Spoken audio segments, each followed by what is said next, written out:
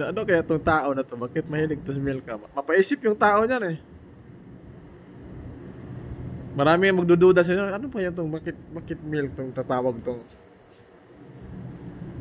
Kasi si Joseph sabi niya may gatas pa daw sa labi eh.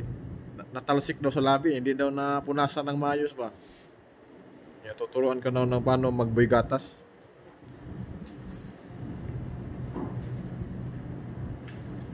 Dali na guys oh. Tingnan mo dali lang pagkadali guys oh. Na-undercut kagad guys. Sus, dalawa ng barbero nito. Bukod kay Kuya Randy nito, nahawak din ni Sano. Halos na harvest na ni Sano yung awarding dito ah. Awarding goes to Barber of the Year from Marim. Goes to Randy and Sano. Ayos talaga. Number 1 customer, Chris TV and Jumamil.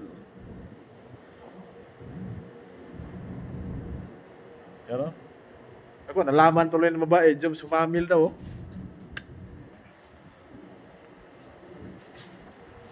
Minixa.